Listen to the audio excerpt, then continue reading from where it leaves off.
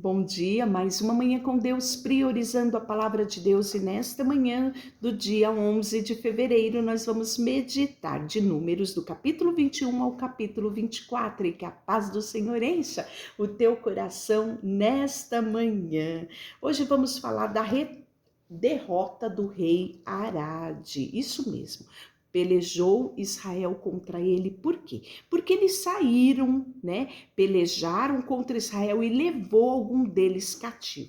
E aí Israel foi diante do Senhor e fez um voto ao Senhor, versículo 2, dizendo: se de fato entregardes este povo nas minhas mãos, destruiremos totalmente as suas cidades. E aí ouviu o Senhor a voz de Israel e os entregou nas mãos, E aí Israel destruiu totalmente a ele, as suas cidades, aquele lugar se chamou Ormã.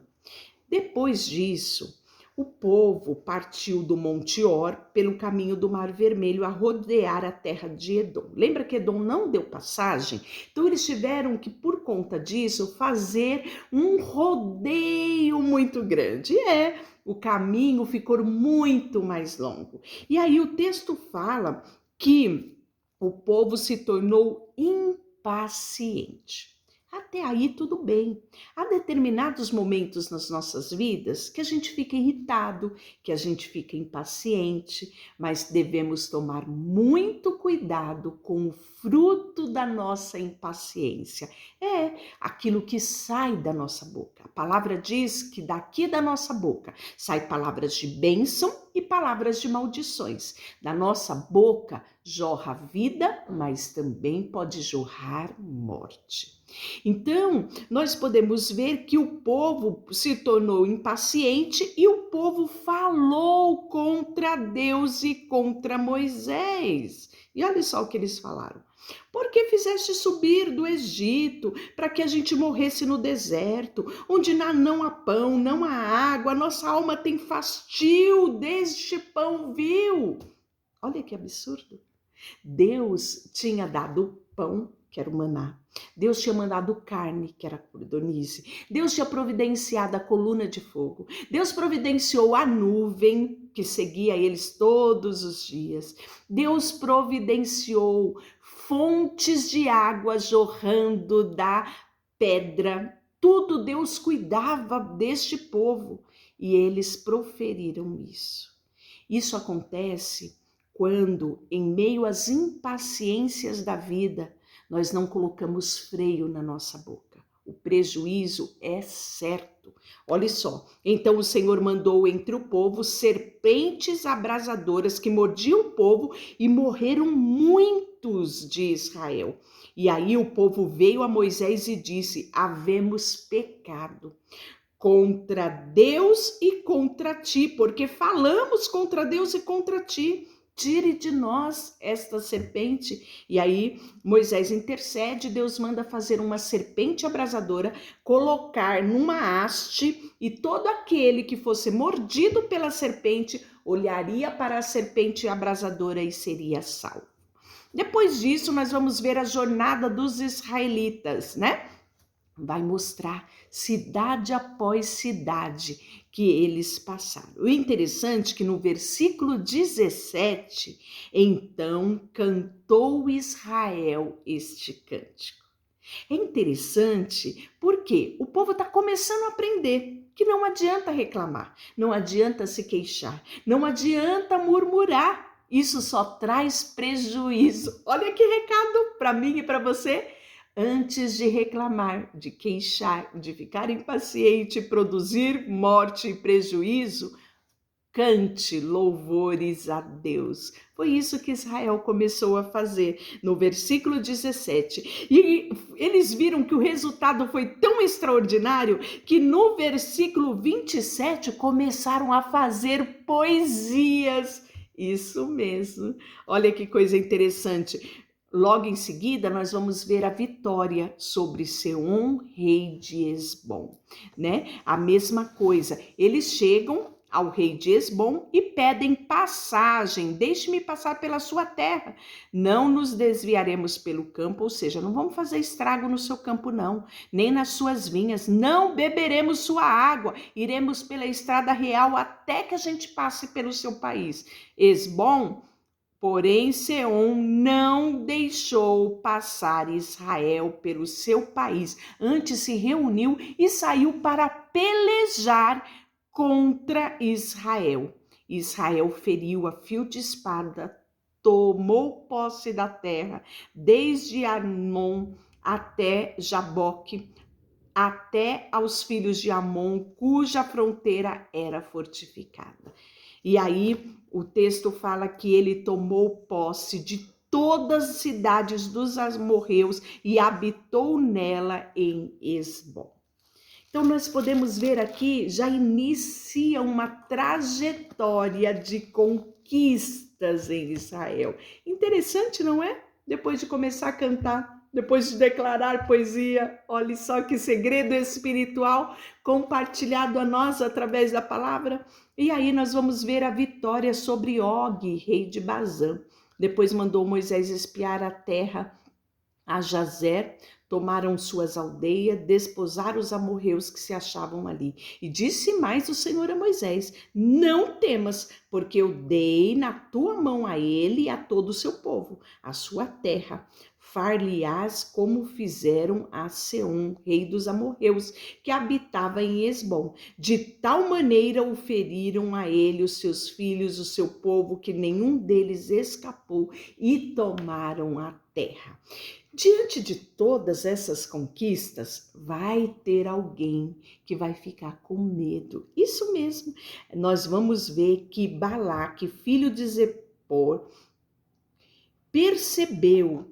Moabe teve grande medo deste povo, porque era muito e andava angustiado por causa dos filhos de Israel. E aí ele vai mandar mensageiros, né? Esse Balaque vai mandar mensageiros a um profeta chamado Balaão, né? E aí encontra ele junto ao rio Eufrates, chama ele dizendo: eis que um povo saiu do Egito e cobre a face da terra e está morando de frente de mim.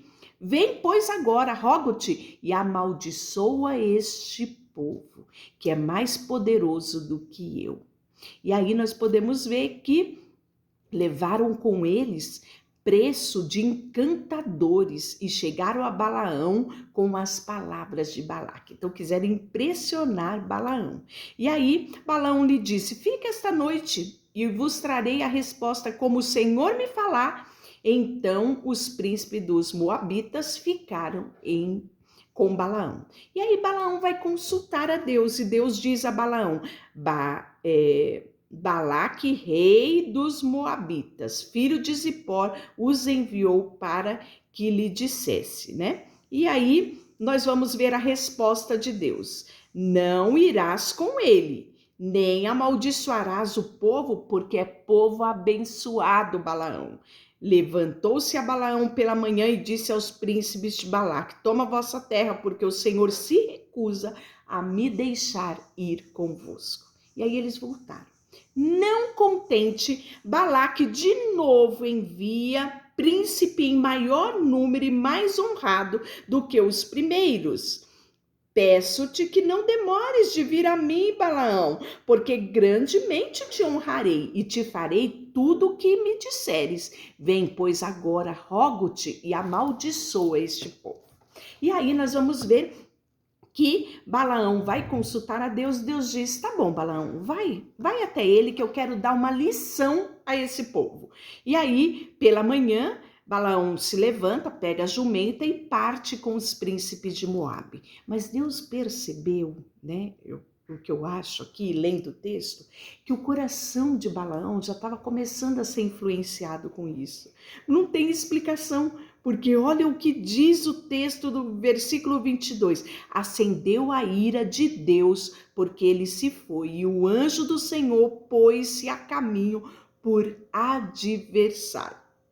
Balaão não viu o anjo do Senhor. Prova viva de que o coração dele já estava começando a se distanciar e se encantar com os presentes oferecidos por Balaque. Tanto é que ele queria prosseguir e a mula dele viu o anjo do Senhor e empacou. A mula desviou daqui, o anjo foi para lá. A mula desviou dali e o anjo foi para ali, né? E ficou nessa umas 3 vezes dessa forma. E aí o anjo do Senhor passou mais adiante, versículo 26, e pôs-se num lugar estreito, ou seja, não tinha mais para onde ir. E a mula parou, porque não tinha como. O anjo estava com a espada desembainhada. E Balaão não viu o anjo do Senhor. E o texto fala que ele bateu, que ele espancou a mula e Deus, o Senhor fez falar a jumenta, a qual disse a Balaão, versículo 28, que te fiz eu que me espancasse já 3 vezes? Respondeu Balaão à jumenta, porque zombaste de mim. Olha só que insano ele falando com a jumenta. E aí replicou a jumenta, porventura não sou eu tua jumenta em que toda a vida cavalgaste até hoje? Acaso eu tenho sido feito isso de costume para contigo? E ele diz, não. Então o Senhor abriu os olhos de Balaão e ele viu o anjo que estava a caminho com a espada desembainhada. E isso nos traz uma lição. Quantas vezes, em meio a nossas dificuldades, nós não enxergamos aquilo que Deus quer que a gente veja e a gente luta contra Deus. Deus quer que a gente vá por um caminho e a gente insiste em ir por outro. Aconteceu com Balaão. E nesta manhã peça a Deus, Deus abra os meus olhos espirituais para que eu perceba a movimentação do Senhor ao meu favor e eu caminhe dentro daquilo que o Senhor quer para minha vida. E aí depois desse episódio, não é? O texto fala que Balaão responde a Balaque, eis-me aqui perante ti. Poderei eu agora falar alguma coisa? A palavra que Deus puser na minha boca, eu falarei. Nem que você dê para mim uma casa de prata, de ouro, eu não falarei nada daquilo que Deus não me falar. Então o Senhor pôs a palavra na boca de Balaão e ele fala, né? Como posso amaldiçoar a quem Deus não amaldiçoou? Como posso denunciar a quem Deus não denunciou? Né? E aí ele começa a abençoar o povo de Israel. E aí Balaque fica tão irado. E aí ele diz assim, eu chamei-te para amaldiçoares os meus inimigos, porém agora já 3 vezes você abençoa eles, agora pois se vai-te embora para tua casa. Eu dissesse que te acumularia honra, mas eis que o Senhor te privou dela. Ainda que Balaque me desse a sua casa cheia de prata e ouro, não poderei transpassar o mandado do Senhor, fazendo de mim mesmo bem ou mal. Eis que o Senhor falar, eu falarei. Deixa eu orar por você, Senhor, nesta manhã. Toma o nosso coração, toma a nossa boca, toma a nossa vida e dirige os nossos passos. Colocamos diante de Ti tudo que somos e tudo que temos, em nome de Jesus. Amém. Deus te abençoe.